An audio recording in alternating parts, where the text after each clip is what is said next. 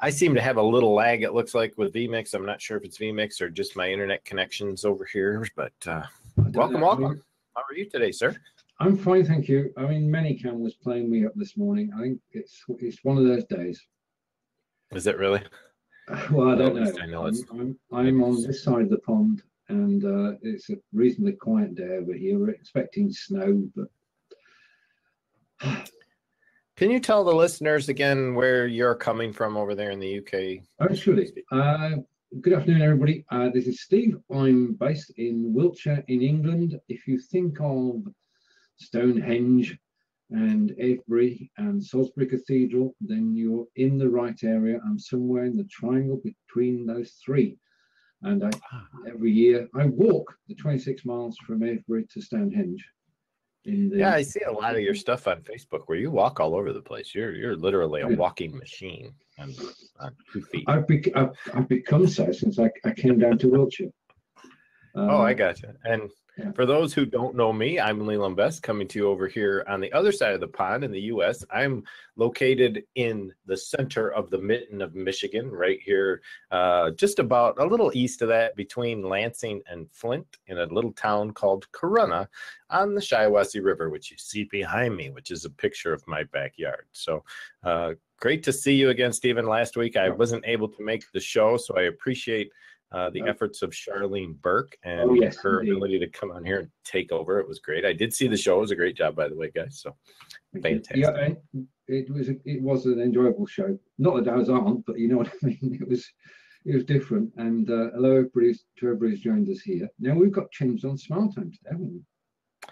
Yeah, some cool stuff going on over here, isn't there? I love it. I know you've already used it. I have not. So for those people out there, let me just verify. I was about to check the Facebook feed. Yes, we do have a Facebook feed out on Leland Best Live currently. So if anyone would like to share that out, I'm going to actually share that out to my group. So Stephen, if you want to share it out to any other groups, I'm going to go ahead and do that real quick because I usually don't get around to that until the show starts, obviously. I'm going to put this over in Livestream USA. Which is kind of a secret group, but we've been talking about it lately, so just going to be the way it is. We're showing don't have a feed out to Born to Stream Live just yet, but that's something. If you wanted to share one there, feel free. All right, okay. I'm just showing it now. This is how we have to do things over here, folks. We have to syndicate ourselves. We get ourselves all over the planet this way. That's how it works. It's all about reaching out to our friends on both sides of the pond and letting everybody know that we're live. Now, well, as you can probably see, before we get into the heavier things that we usually meet, Stephen and I, just moments before the show. We don't ever really plan this show. It's kind of just done impromptu so that we can bring you some current stuff so that we don't plan way ahead of schedule and get things going. If you've noticed, No Shave November is in full effect over here on my side of the pond. If you don't know what No Shave November is, and that is the hashtag No Shave November, I didn't know much about it myself until recently. That I thought it was just a thing that I'm a hunter, so I was one of those guys that felt like, you know, there were the doe widows, the hunting widows that are left behind, and you know, let's just be honest. Sometimes the women don't shave their legs when the hunters are out in the woods, and the hunters in the woods don't shave their face. So it was kind of one of those things. But what I've discovered is that No Shave November is actually a tribute and a way for people who don't have issues with cancer, who can grow hair and don't have to lose their hair to chemotherapy, to show a bit of support for those people who struggle with it and can't grow hair during the times that they're put into chemotherapy treatments, which I have a sister-in-law right now who's going through chemotherapy herself. So it's one of those things where you take the money that you would have spent shaving for the course of that month or keeping yourself trimmed and groomed and all those other good things that come with it, and you donate that money to those people who really need it. And those are the cancer patients out there in the world today. So doing my part, not going to shave the whole month and see where it goes from there. Might grow it out. Who knows? I've never done that. in comparison, in the UK, we have Movember. Movember, which is when you don't shave your mustache. So you grow a mustache throughout November, and again for cancer people sponsor you. So there's a sort of parallel over here. Right, and Hey, Donald. Randall has just said FB comments are in effect. Now we have, yes. You can see that Randall's comments got a blue FB symbol on it. Yep. And drag it onto the Pretty screen. cool. Pretty cool, isn't it? I think that is so much easier than having to deal with, okay, I need to put this Facebook comment on the screen. I need to make sure I'm checking the queue to see where the Facebook comments are coming from. And I need to double check and make sure I click this one because it's out on Facebook. It needs to be here in my feed. It's right there. I mean, I don't have to look for it anymore. It's right there. That's true. And I mean, the thing is, between here and Facebook, there is a delay. So trying to follow the feed on Facebook drive you crackers. So yes, it works. I've done 2 shows today using it because I was so excited by it, and I put a little slide share together, and it went beautifully. I mean, Smiletime did not misperform. Many can might have, but Smiletime was wonderful. And we have to thank Randall Hammond, who was the gentleman who just commented on that. He's one of Smiletime's guru techs over here on the back end. So they're working diligently back there to bring these features up front and to the masses so that we can utilize the system much better than we had when we started. We've got so many cool things coming up. Yeah. If you can drag, just to show what it does, if you can drag Randall's last comment underneath us. Sure. On the screen, there you are. That will show in the recording. Yep. Yeah, and I think that's a neat way of doing it because it's got the text and the name and the picture. Hello, Bob. Yes, but this is a day when we're celebrating the fact that we can do something new that works. That's right. And it's really a matter of how many windows do you want to have open. I mean, in most cases, the platforms that we want to work on are the ones that give us the ability to stay in one place and not have to think about all the other places that we're broadcasting to. You know, that was one thing when I was syndicating earlier, I started to utilize Restream's chat feature because they had one place where you could have all the chats show up in one little window, but it was still separate from wherever you were broadcasting from. So the really cool thing about this, alongside of what I used to do with vMix, which was use vMix Social and bring up a banner third party, well, not a third party, but a third layer on top of the feed so that I could follow those streams. But in the back, I had to go and queue those up. I had to find who was posting. I had to bring them into a queue. I had to serve the queue to rotate, all that kind of stuff. Now, I just watch for people who want to participate from Facebook. And sure, people that want to just watch and hang out, that's fine. That's what they do. That's why they're there. If they want to be a part of the show, they're more than welcome to make a quick statement in the comment section on Facebook and say, hey, I want to be on the show.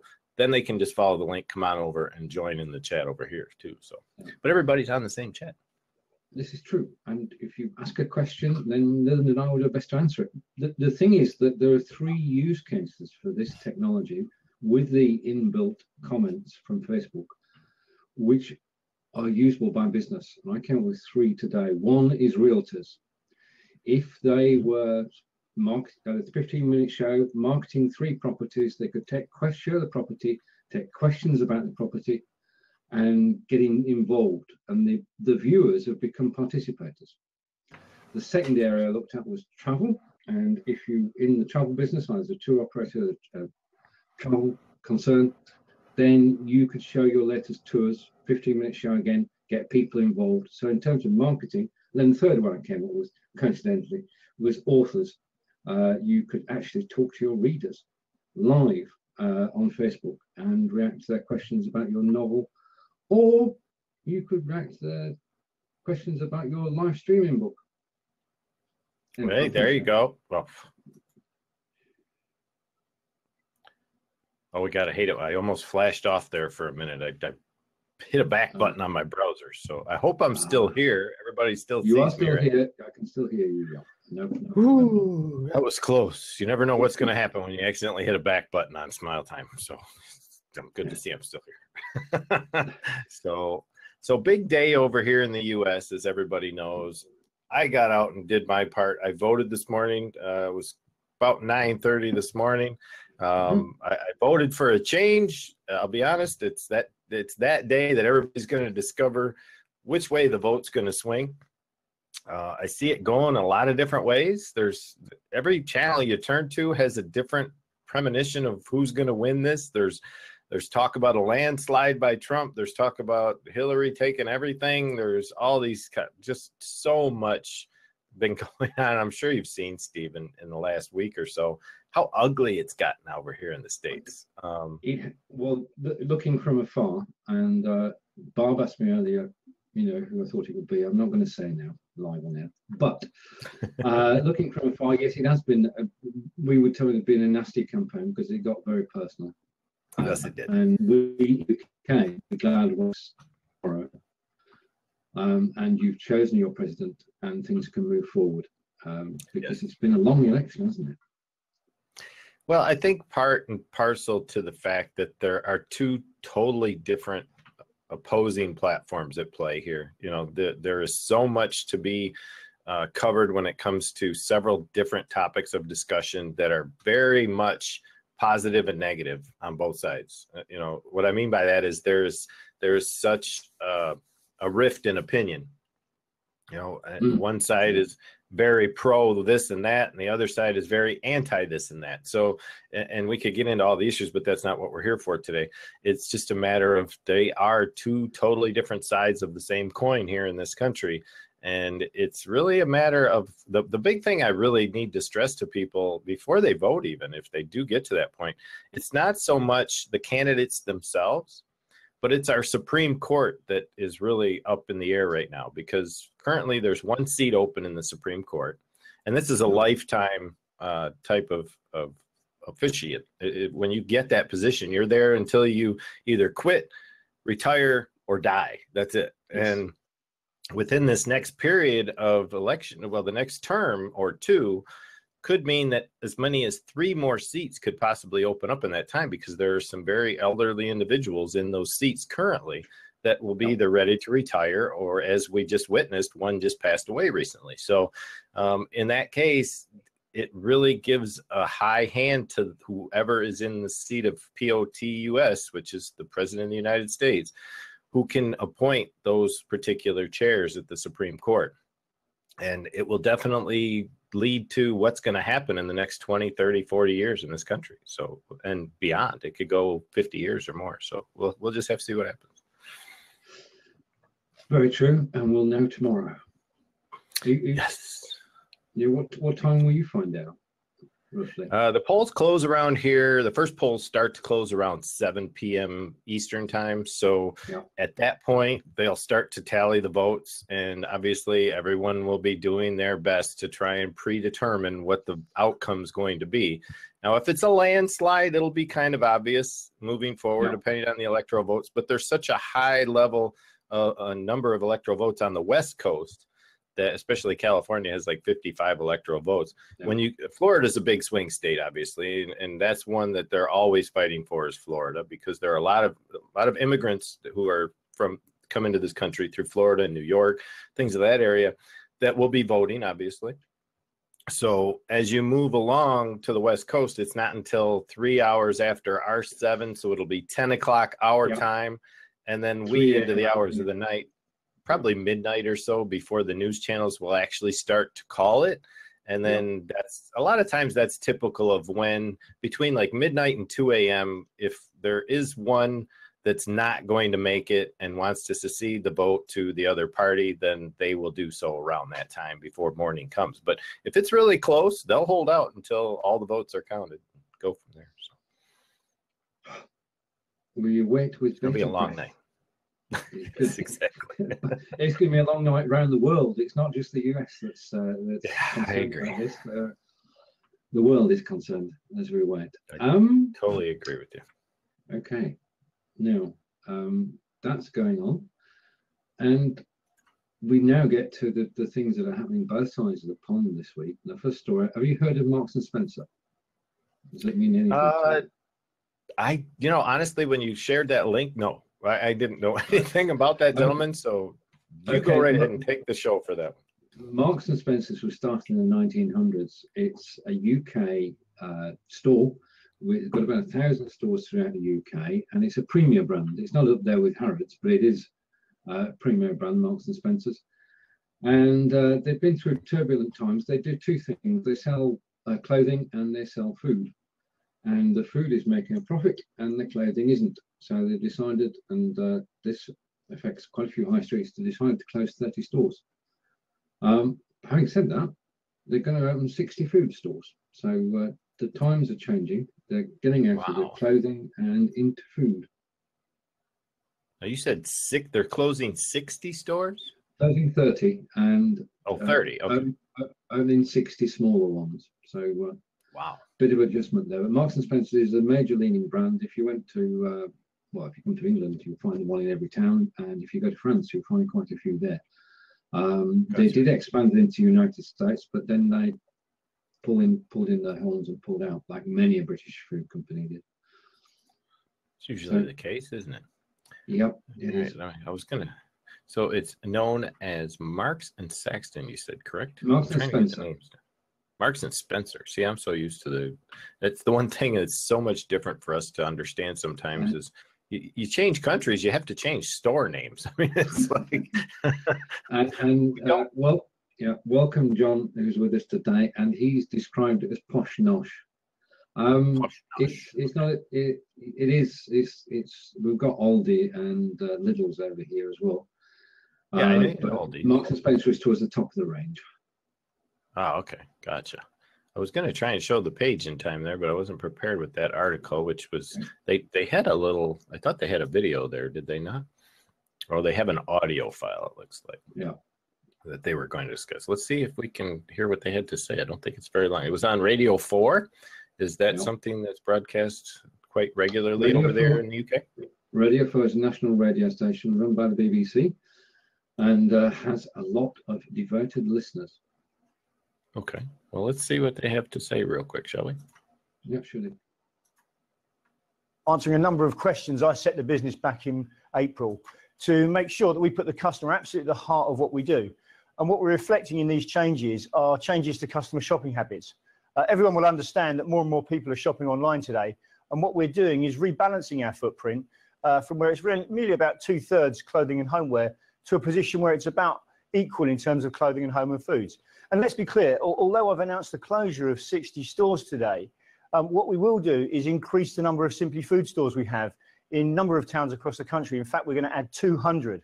So at the end of this program, M&S won't have less stores, they're going to have more. So people, of course, though, who nevertheless will want to know whether their local store is safe or is going to be closed, you put a number on it. When will you tell us where they are? Well, this is quite a complex time transition. What we've got to do is make sure that we get the available new stores we want as we churn the existing estate.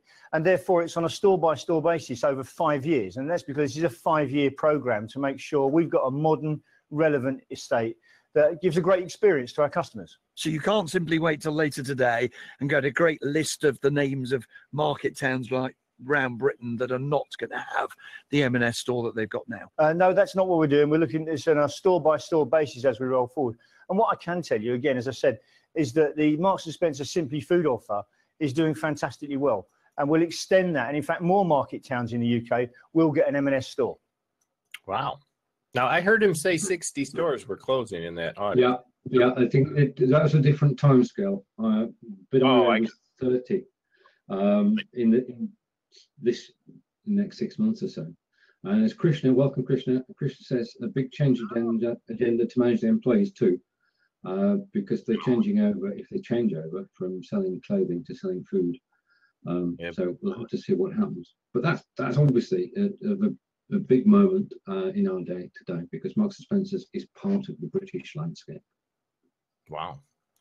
Well, I know that that's something for me. And there was just something else that recently is changing its landscape over there, Stephen. I'm going to kind of focus on the UK a little bit here while I prep some of my stuff on the back end. And obviously, it was one of those things that I'm a big fan.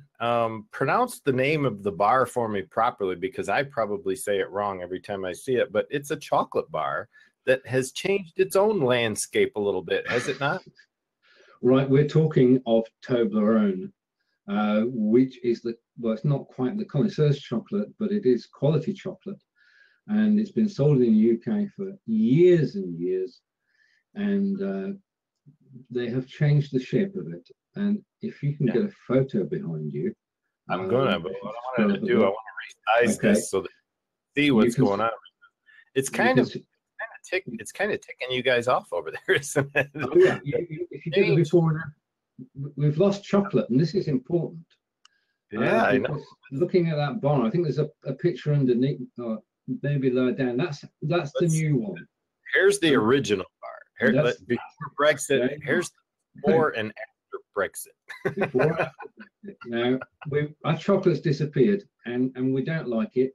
The bar size has gone smaller. I've no doubt the price is going to change stay the same. But they sell bucket loads of this, and it's like your Hershey's, I suppose. And really good chocolate. I love that. So it has its own bit, and that comes out of Switzerland, if I'm not incorrect, probably. Correct. Right? Correct. Yeah, it's a Swiss chocolate, and their chocolate has such a rich flavor.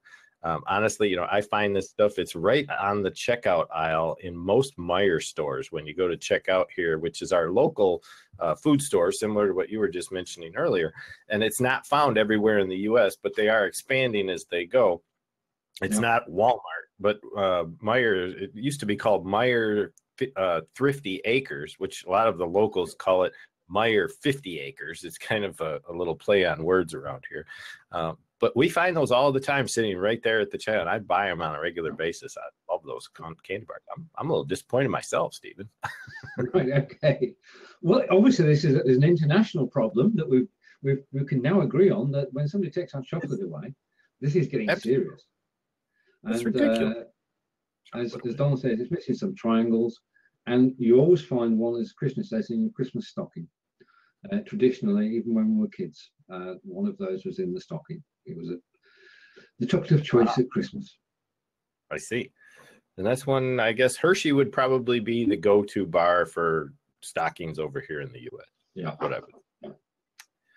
So Lottie tied me into a link this morning. Lottie Hearn-Ross, who's over there in, not in the UK Ireland. so much, Dublin. She's over. Yep. Had me on her show a week and a half ago, 2 weeks ago. She found something that I found rather interesting. I'd never seen before. And I'm just going to head over here real quick so you guys can see this. It's a site on Personify, okay? And they've been around a while. They've got some stuff going on. But what I'm about to show you is something called ChromaCam, okay? She asked me about this morning, saying, hey, how do you do your green screen over there? Which is what I do when I'm flashing back and forth here like this in my imagery through vMix. I actually have a small green screen behind me. Well, if you're not aware, just recently, and honestly, I'll come back to the screen for just a minute before I go too deep into this. vMix has the ability, obviously, to do chroma key, as does ManyCam and several other software packages like Wirecast and OBS and Xsplit. Xsplit was one of the first that I saw that actually offered a software alternative to a green screen. Yeah.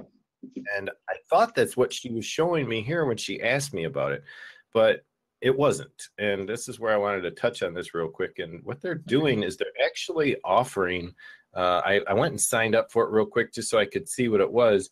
But the big thing that I found, like in most cases, gamers would use this. And hold on, I see that I'm not showing the entire screen to you guys over here. So I'm going to shift my screen over just a little bit and uncrop it a hair. So maybe you can see the screen now with the woman on the laptop. Let's see how it's on Smile Time here so I can get a better feel for what's going on. Okay, can't quite see the imagery. Just give me 1 second. Do you want to switch layouts?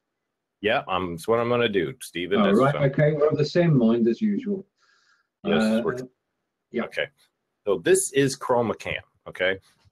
And what this allows you to do is to do the green screen effect without actually having a green screen. And the way they do this is through hardware interpolation. So basically what they want people to do, now you can see the woman on the laptop is like going through a presentation on the background. She's actually in the game mode, I think, where it's more of a gaming situation where she's describing the game and what she's doing or playing. A lot of reviewers out on YouTube do this a lot. where they have themselves green screen down in the corner so that they can talk to their audience. The products that Personify has come out with are both ChromaCam, Presenter, and Fusion, which I found really kind of cool. But the problem here is they want you to buy their hardware. Okay. Presenter is actually a way that people can share their screen or be in an app and do the type of presenting that we would normally do when we capture the desktop like I'm doing right now. And, you know, I could do the same type of thing myself by putting myself into a corner, but I'm not set up to broadcast that way today because it wasn't my intention to do so. But I could throw myself into the corner as a little guy like that if I wanted to. In this case, you would need to actually get the hardware that goes with it. So you actually have to purchase this camera for $300. Okay. But the thing I found is it's a subscription. You have to pay for an annual price after the first year. It's $150 per user to use this, what's called a 3D enhanced depth sensing HD webcam. Okay. Yeah. And I thought that was kind of interesting. But the one that really caught my eye, it wasn't so much the Presenter product, but it was the Fusion product that they have offering. And what this does is it allows you to actually participate, as you can see on the screen, with more than one person inside of whatever it is you want to share. If it was a video, so it's basically a conference calling app, but you're all green screened into whatever it is you're watching. Maybe it's a video or a presentation or what have you, to where we wouldn't have all these little windows floating around, but you'd actually be part of and parcel to whatever your presentation was, which is kind of cool. I think it's like, but let's take it one step further. Is this really something that, you know, people need to get involved with right now? I say no, because the Logitech just came out, and I'm just going to head right over here to the C922. And this camera is selling right now currently on Amazon for $80 or $99. Okay. This camera has the ability in hardware to do what they say they can do with Personify, which is to do an automated green screen through the hardware. So for $100, you could do the same type of thing for any application that you use with a webcam like this that's just come out recently. This is the new Logitech 1080p. It is the predecessor to the C920, which both Stephen and I are using here on the show. And it just came out recently. Runs the same price as the original one, and I'm sure over time that's also going to go down in price. So just wanted to throw that out there. Rather than spend $300 for a camera that they say you need and pay another $150 a year, you might be better off to just go ahead and grab this particular camera and go with that. So that's where I thought I'd go with that one. Sound advice, and we'd have to put it on our Christmas list. Just the C922. Yes, the C922. Right now, I've got an echo again. Are you getting it? Oh, that's me, Stephen. I apologize. That's because I'm picking up your sound. Right, now, off from that audio file we did earlier. Okay. Okay. Now back to you've been UK centric and Aero centric so far. Just one thing I want to note this week, and this ever since I'm talking about tennis, which is an international sport, and for the first time ever since they've had world rankings, since the days of McEnroe and Connor, whose names are legend, we now have the situation where a British player is #1 in the world. Congratulations. He's won the majors this year, and he is the top of the game. He's on merit, risen to the top of the ranks. He didn't expect to do it until January or February of next year, but he's done it last weekend at the match in Paris, which he won the title again. So Andy Murray, shout out for him for being or becoming a legend, because he is the best British tennis player ever. Nobody's ever achieved it. So congratulations to him. Awesome. And let's give voice to that for just a second, Stephen. I'm going to hit the volume control, and again, I just need to get the speaker so that we're not echoing. And let's see what he has to say for himself, because obviously it takes a lot of work to get into that position, and he deserves every kudos he can for this. Yeah.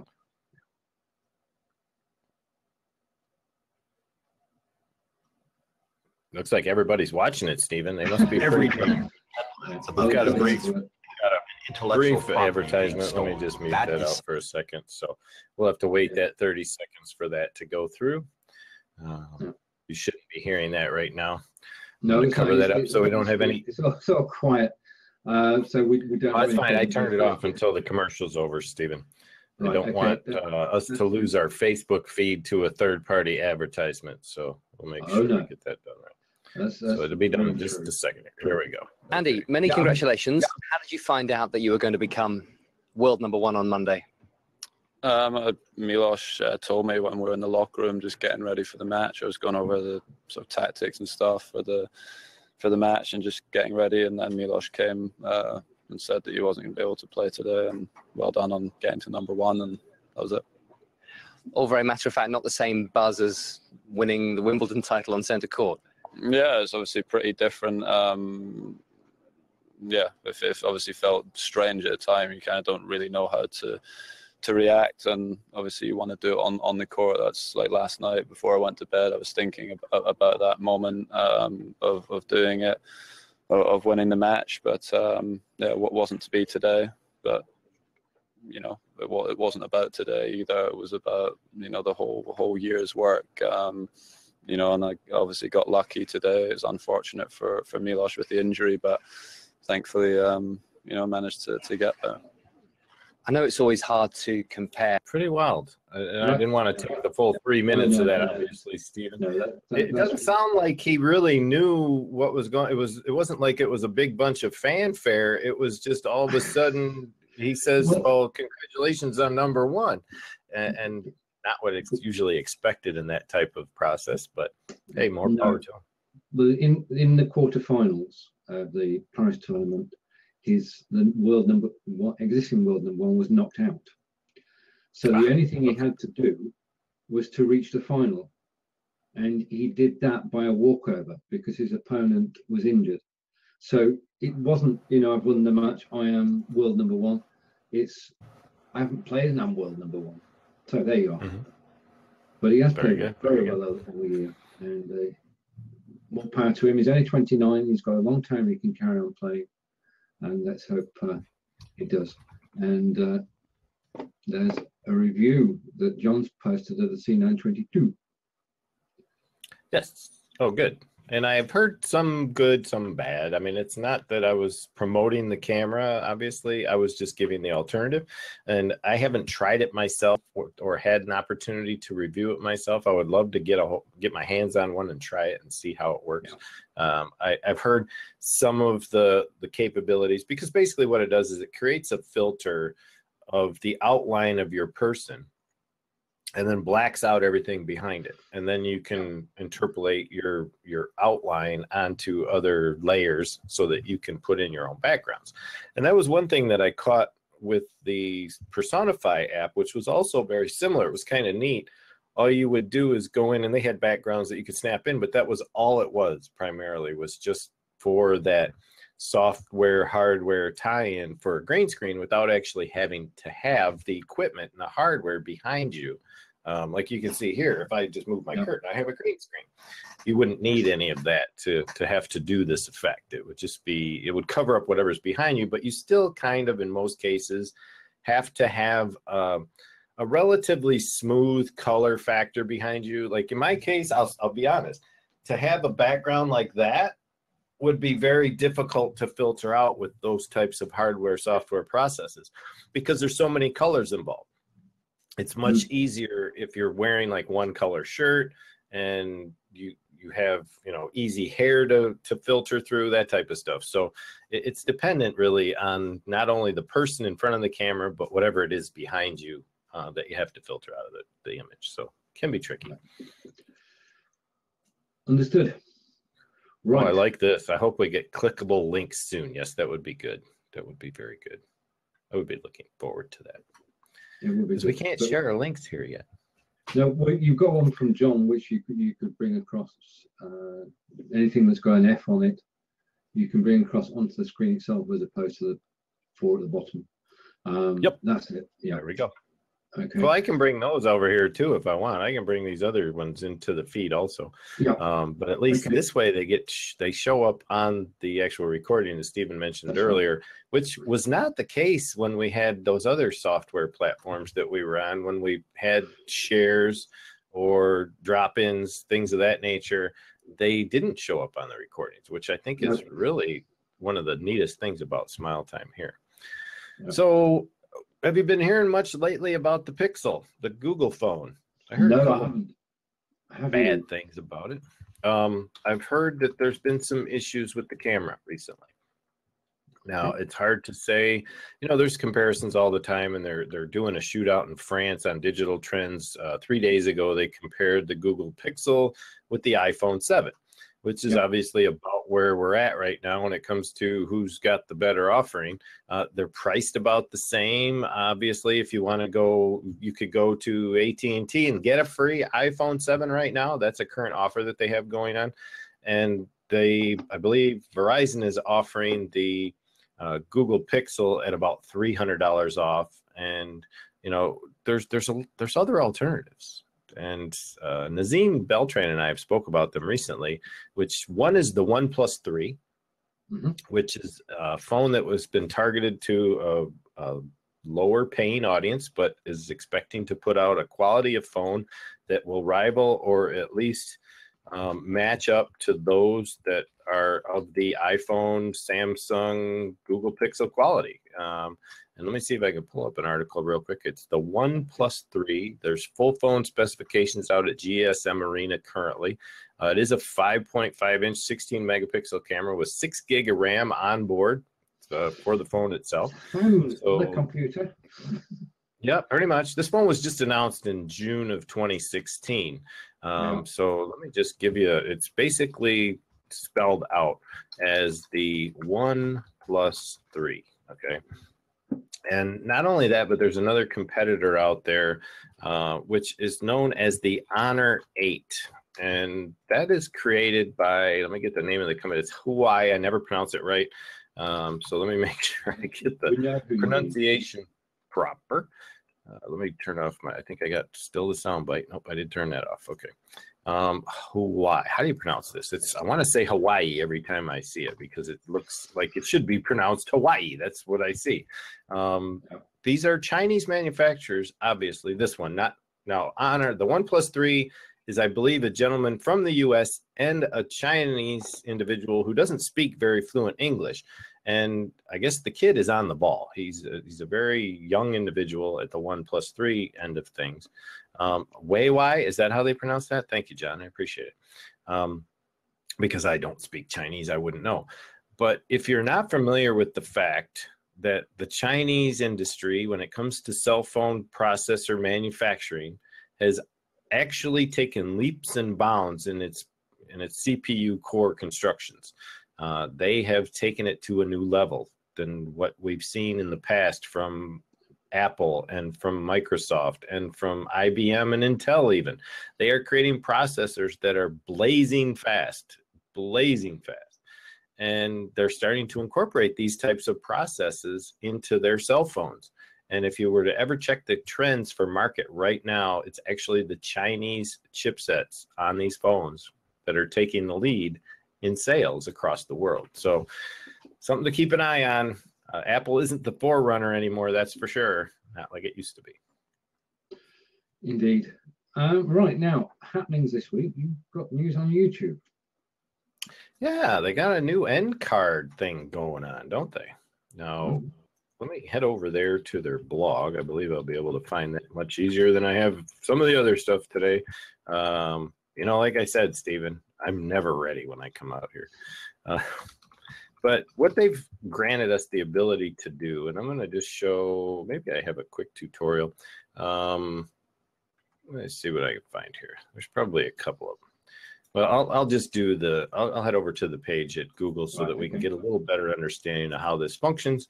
And I'm going to share my screen, but I got to make sure I do it in such a fashion that everybody can see it properly.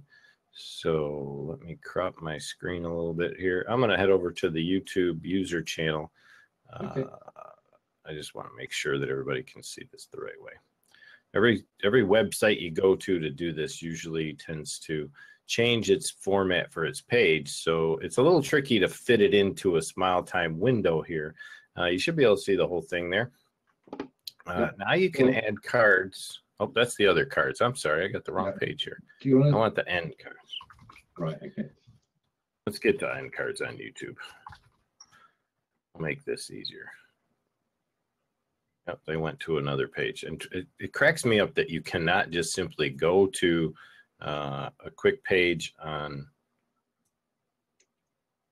Google and have it show up as the first item on the list. You would think that would be one thing that they would give you. And maybe I lost track here of where I had it. I had one saved and now I can't seem to find it. Because what it used to be, Stephen, and you can see in these videos here, most people would teach others how to make end cards, which is what you see when you watch a video on YouTube. You come to the end of the video and it leads you into another video or to a mailing list or to a website or anything of that nature. And you had to create these with Premiere Pro or with another video editing software to show little tags in what it was going to be that you would be able to use. Now, my friend over at Video Creators, Tim Schmoyer, who I've interviewed in the past out here on some of these places, just did a recent tutorial on how to use YouTube's new end card editor. So what I'm going to do just real quick is I'm going to play this ahead just so you can get an idea of what it looks like. You're not going to be able to hear this video right now, so I'm going to skip the ad over. And this is what they look like. So I'm going to get to the end. This is what an end card would normally look like, okay? Where you would have at the end of the video, these little things would pop up. And now we can do this as part of YouTube. We can simply go to the end of the video and time it as to when it'll pop up. And you can incorporate other videos in your channel, or you can give lead to wherever you want people to go sign up for something or become part of your email list or actually buy a product. So huge news in the world of YouTube when it comes to simplicity and not having to do all that extra work that's necessary most of the time with a third-party software package to produce those end cards. So big news on that front when it comes to creating the post-production video. That's what something we could do with this post-production is lead people to the next show or previous shows for replays and things of that nature. This is true. People can follow the Cross the Pond list on both Leland and I's. Right, thank you. I can see me now. I just like to say, just like to say hello to Michelle. Thank you for the link, John, and thank you for the hint, Krishna. I enjoyed your article about end screens earlier this week. Okay. Yes, and Donald just mentioned a very important point is you can add up to 4 elements to the end of your video. And, you know, I could have played out 3 minutes worth of video, but there's no sense. And I'll leave a link in the chat real quick. This is going to be the share link for the video that I just brought out. Tim Schmoyer is an actual YouTube certified presenter. So he usually gets the backstory on what all this stuff is. He's been doing this for years. Has a huge following of over he's up to almost 250,000 people now out there on YouTube, and great guy all around. If you've ever seen Tim's blogs or vlogs, as we call them, obviously the video blogs, it's all started with him and his family and his kids growing up, and he has several kids, by the way, lots and lots of kids. He's got little ones like 4 that are under the age of 3. It's remarkable. He just had twins. His wife did, obviously, but very awesome YouTube creator and has a lot of great advice for anyone out there doing YouTube videos. So, all right. What else you got, Stephen? That's all I've got for now, really. I didn't know that Peter was with us, so I'm just going to say hello to Peter. The thing is, we don't know who's here unless you actually comment. So thank you for commenting, Peter. And it's good to see you here. Now, we've had some comments from Facebook, but I think over time what's going to happen is more and more comments will come in from Facebook, and we'll be able to feature those on screen. And I did 2 shows earlier today. You can catch on my profile. And can I mention the book? Go on. Yes, please do. You just made it to Amazon number 1 somewhere in one of those categories, did you not? Congratulations. If you go to Amazon.com and you search for live video, you will find the book, which is my video, How to Make Money Online by myself and Fraser. You know, it's a co-authored book. I provide the video part and Fraser provides the marketing part because it's getting getting it right is the name of the game, and getting your videos known is Fraser's part of the deal, so the marketing side. And I'd just like to say publicly thank you for Krishna, who interviewed me on the live stream Insider show on Sunday night, which I thoroughly enjoyed. Oh, there it is. Look at it. It's right there. It's right there over my shoulder, Stephen. I searched live video streaming book is what I searched on Amazon. As you can see, let me duck a little bit. There's my search, live video streaming book. And here is Stephen's book right here in the corner, live video streaming, how to grow your business online. So congratulations. His positioning is down to Fraser and his marketing, because there are thousands of books millions of books on Amazon. And to get your book found and on page one isn't easy. And thank you, Michelle, for the congratulations and for joining us. So I thoroughly enjoyed writing it. It took about 3 months, and we're marketing it now. And we welcome anybody to take a download and just read the first few chapters and then decide whether to buy. So no pressure. The second book's in the works, Leland. You are in the book. In fact, you're in the book. That's what I heard. Oh my gosh. I'm like, am I like a superstar book bio guy now? I'm in the book. I've only been published once in my life, I think, Stephen. So that's awesome news. And here's a link. This is not an affiliate link in any way. This is just a direct link through Amazon. If you want to go find Stephen's book, like I said, if you put in the Amazon search for the Kindle store live video streaming book, you will find a copy. And obviously, if you have Kindle Unlimited, you can read it for free. So go on out and check it out.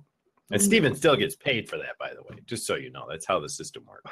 But well, yes. Cool. I mean, it is about making some money. Absolutely. You got to make a dime off of that book. Situation. But no, in the book, we mentioned vMix. And the link goes to your vMix videos, which have been very helpful. Oh, cool. And of course, we acknowledge that in the book itself. We've. I mean, it's a very special day for you today with the vote going on. And as I said, I'm not going to cast any comments today. I think we'll leave those for next week when we know exactly what's happened. But just know that the world is watching, and we await the outcome of the election with bated breath. But I think we as far as video is concerned, I'm thrilled to bits with Smiletime and the announcements they've made recently, because it means that they listen intently to what we're asking for, and it makes our job more fun and a lot easier. Now, I heard there was something else that actually came out here recently, and let me just verify, Stephen. I don't know if I can without getting over to their main page. What I have to do is actually, I'm going to open up their Smiletime page. And if you guys ever want to know what's actually going on out here at Smiletime, on the main site at smiletime.com, on their front page channel, what you can do is simply head over to the What's New link over on the upper side. I'm going to you won't be able to see this very well, but I'm going to switch layouts just for a moment so you guys can see it. Yep. When you're over here on the main page for Smiletime, simply head over to this. It's shrunk down again. Let me just resize this. This is one of those things. If I don't reset it all, this is live video. That's right. This is live. Okay. And you can see us obviously in the upper corner for Across the Pond. Whenever a show is broadcasting live on Smiletime, you'll find it over here in the corner with a little red live caption square next to the name of the channel. Over here on the right is the What's New tab. And can you see that okay, Stephen? Yes, sure. We can see where your cursor is. Okay, good. I just wanted to make sure. If you head over here, you'll see the product update tracker. And this will let you know what features have just recently hit the presses out at Smiletime. And this is the one we announced today with the Facebook feed, which just kicked in yesterday, actually. So this was all new to us as of then. And we brought it to you. I know Stephen beat me to the punch over there in the groups. He was posting the minute he saw it because he was using it long before I did. But this was the other one that I found. And long before, what we discovered was that Smiletime, you could only get in with Chrome. Now, as a broadcaster, that is still true. You can still only create a show and the channel set up with the Chrome browser. However, since the end of October, as of a week ago, now they have also allowed viewers can watch and take part in Smilecasts through Firefox, Safari, and Edge browsers, which is huge because not everyone uses Chrome, obviously. There are a lot of people who are anti-Google and don't like to use Chrome. So what it comes down to is now those people out there that want to view our shows that don't want to use Google can at least come and participate in the show. They just can't create their own shows on Smiletime because WebRTC is primarily, it's a little more tweaked toward Google Chrome in a sense, and you can only understand why, but that's why Smiletime has made the decision to only allow producers that use Chrome to create shows out here. It's all about a stability factor, and when it comes to coding, it makes their job so much easier. So that was the other end of the news channel that I wanted people to see, that they are also allowed. And they've not only done that, but they've also done some major critical bug updates. I'm sure they do that on a regular basis out here at Smiletime. So great job to the folks behind the scenes. Well, yeah, I mean, shout out for Max Allegra, and of course to Randall and Alex K and Alex J and all them folks. Yep, and Matt. So, all right, Stephen, that's okay. All I've got for today. So if you want to close this out, feel free. Right. Okay. Thank you to everybody who's been watching us on Facebook Live and on Smiletime. We've had an enjoyable 50 minutes, as we usually do. We look forward to seeing you at the same time next week. Shout out to everybody who's joined us and commented, because that's what brings the show to life. And the Facebook comments as well enhance it. So thank you, and we will see you, if not before, next Tuesday at 5 p.m. GMT and 12 p.m. ET. Yes. Next Tuesday. Yeah, that whole daylight saving thing kind of played a part in this, and maybe, do we have a minute or two? I think we have a minute, Stephen. I don't know if you call. I have to play this because this is honestly one of perhaps the funniest videos I've seen. Because Stephen and I both sat here like, okay, we're already a 5-hour difference. Yeah. We had daylight savings on the 6th of November. Yeah. You have it coming up next week, correct? Or no, the end of this week? The week before. Oh, on the 1st. Okay, so it was a week before us. And it was one of those things that, it's just like, oh my gosh, what are we going to do? It's going to be one of those deals where everybody's going to get their time screwed up and nobody's going to know what to do. Okay, so I'm just going to play this little video that I found. I got to get to it. It's just down the way here. It's not hard to find. Maybe I posted so much stuff. There it is. Okay. I want you guys to see this. I'm going to switch screens real quick to go back to the main screen. This was one of the most, and this was produced last year, but it's really making headlines today, or this last week, I should say, as of Sunday. It was an individual producer that created this video. So just as a little bit of eye candy and a little laugh to close out the show, I'm going to go to the big screen and let you guys see this.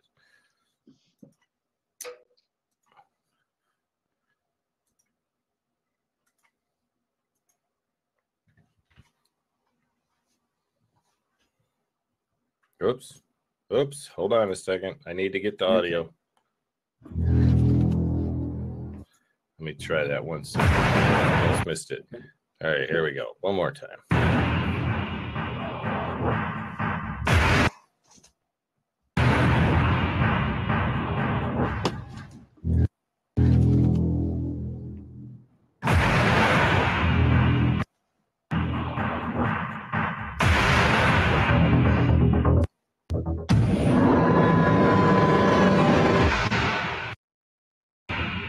You're here early.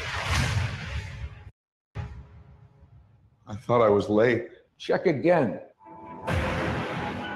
They call it daylight savings. They said it would help the farmers.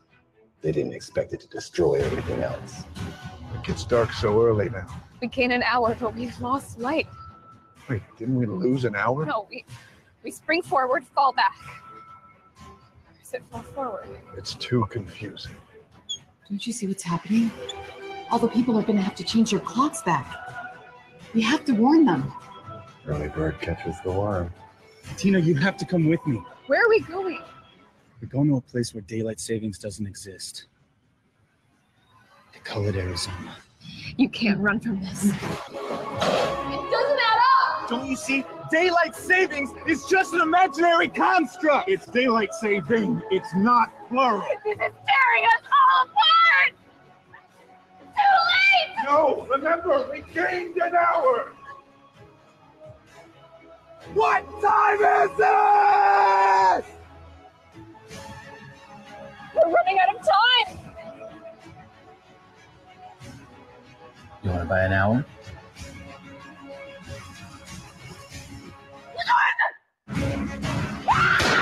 You're not afraid of the dark, are you? Select the clock. No, select. Hold the button menu. Okay. Select the clock icon. Where's... Okay. Click the clock icon. Jesus, you're back at the menu.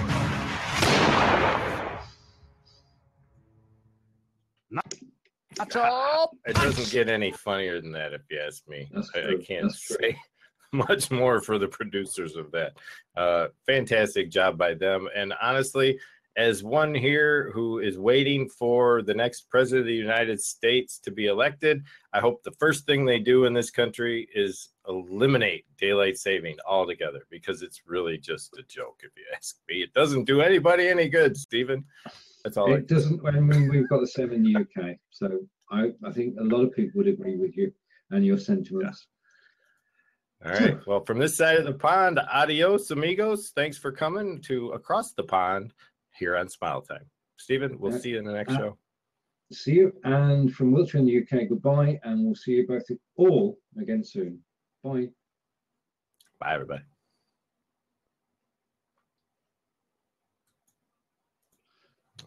Okay. So we're now off air.